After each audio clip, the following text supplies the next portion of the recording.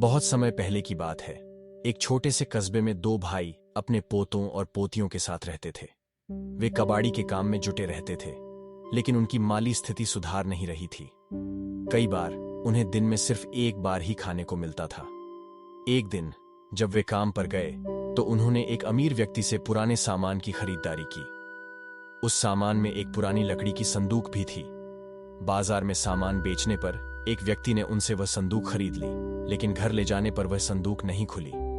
इस पर वे उसे वापस कर दिए। उन्होंने इसे कई और व्यक्तियों को बेचने की कोशिश की, लेकिन संदूक फिर भी नहीं खुली। सबने इसे वापस कर दिया।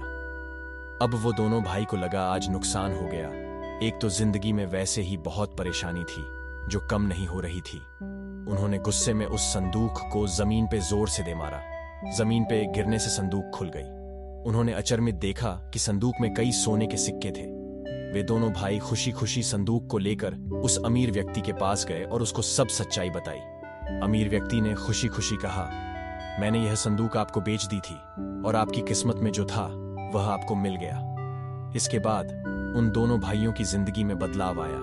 इस कहानी से हमें यह सीखना चाहिए कि हमें हमेशा ईमानदार रहना चाहिए, क्योंकि ईमानदारी का फल हमें देर से ही सही परंतु अच्छा ही मिलता है। यह कहानी हमें ईमानदारी की शक्ति को समझाती है।